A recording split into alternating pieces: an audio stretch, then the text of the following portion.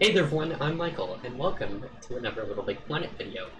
As I'm recording this, I'm currently in the create mode chat of Little Big Planet Union's Discord server, but I'm deafened there, so nobody can hear me. But we were working, or rather I was working on and showing another update to my single-player co-op mechanic that I've been working on over the summer. And thanks to some help from Halston from Trixel Creative, I was able to get it fully working in terms of gameplay, and I'd like to show you guys the way it works. So I'm in create mode right now, and as you can see, there are two Sack people that are following me. One is dressed up in the exact same costume as I am, which is Ash Ketchum, and the other is your bog standard Sackbot costume. But these are no ordinary Sackbots. Let's go into play mode, and I'm going to show you guys what's going on.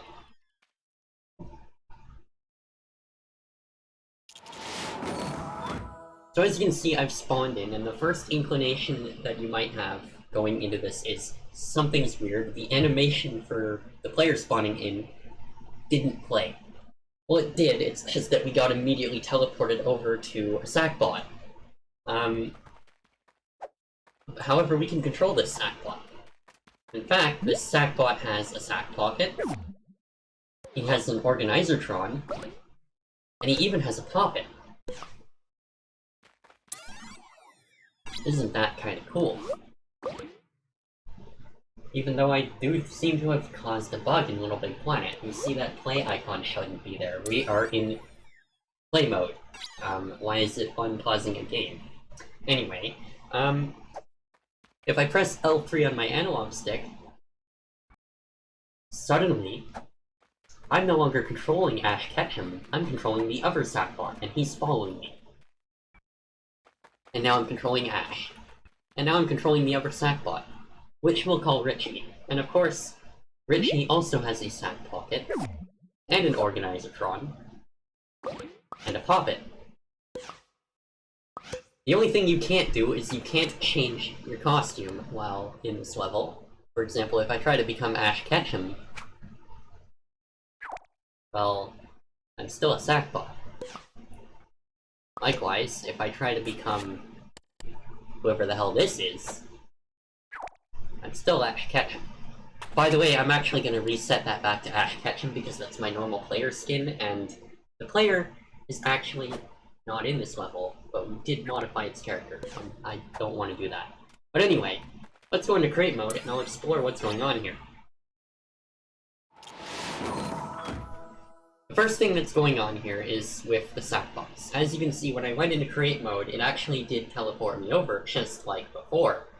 So that kind of gives you a clue of what's going on. Well, let's actually go into global settings here and switch to a normal Sackboy, because right now we are a custom character and we can't move.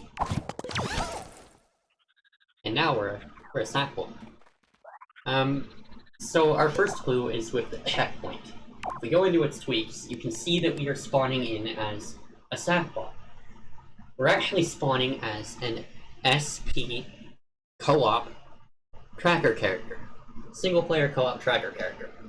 And what this is if I go ahead and click on it here, or rather if I get out of here and go into global settings, and then click on it, and then go into edit, we can have a look at what he looks like. So we're going to place him in the level, and as you can see, he is a fully transparent Sackbot. As you can see. You can't see him, you can only see his hitbox. But anyway, if we go into this Sackbot, we have quite a few things going on here. The first of which is a Controlinator, which has an output coming from the L3 button on your controller, which is pressing the left analog stick. And that Controlinator output is going into this microchip here, which we will get into soon. Along with that, we have a battery tied into an input of a broadcast microchip, and inside of that broadcast microchip is a gameplay tweaker, which we will get into very soon. We also have a character animation tweaker that is always on and set to Sackboy Core Idle, and we have an opacity tweaker set to 0% opacity and 0 seconds delay. That's how the Sackbot is able to be transparent.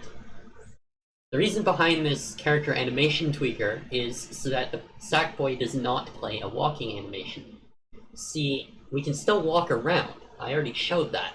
But we actually don't want this Sackperson playing the walking animation, because then we'll have an issue where we hear multiple footstep sounds for one character. Keeping in mind that this Sackperson is invisible throughout the entirety of the level. It's just a tracker character. So the animation tweaker gets around that whole issue where the footsteps make sounds. The next issue in terms of audio is actually with jumping and grabbing, which I haven't actually figured out grabbing yet, but I figured out jumping, and I have to thank Halston from Trixel Creative for this.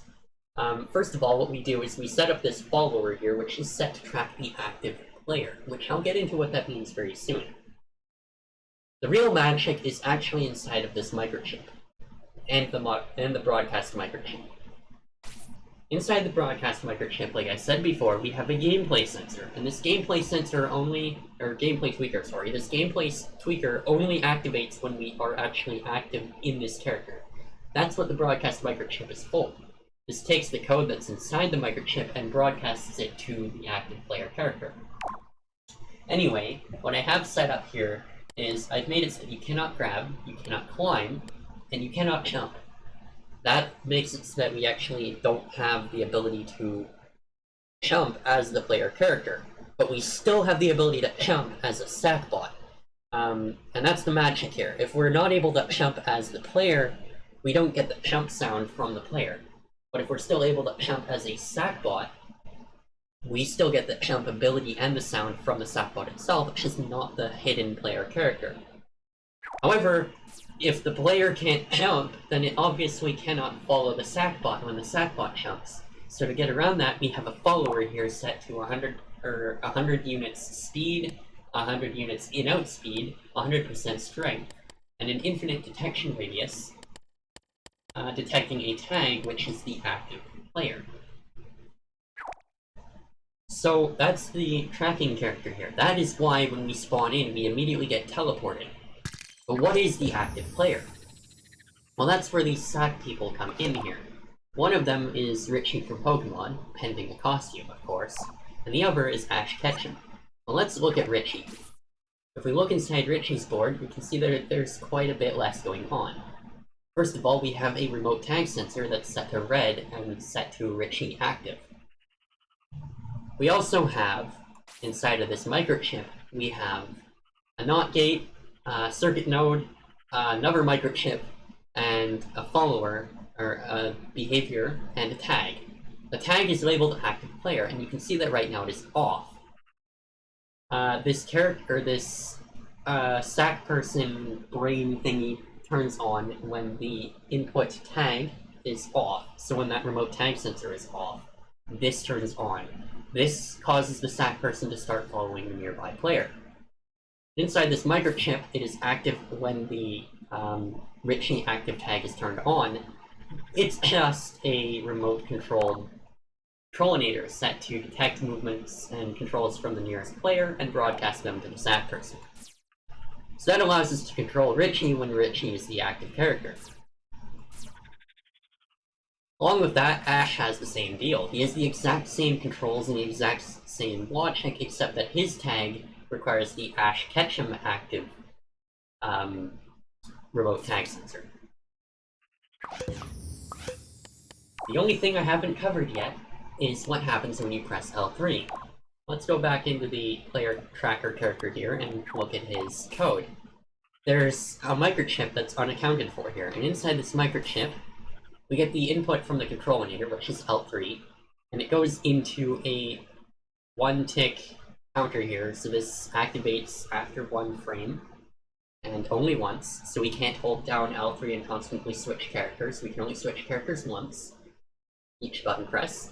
And this goes into the cycle input of a selector, which is wired up to, or which each output is wired up to a corresponding tag, the first one being Ash Ketchum active, and the second one being Richie active. And so yeah, that's how we do it. Anyway, that's a quick little exploration of the new way of doing single-player co-op. I'm going to get back to being on Little Big Planet Union, and as always, I'm Michael. I hope you learned something, hope you enjoyed the video, and I'll see you guys in the next one. Thanks for watching.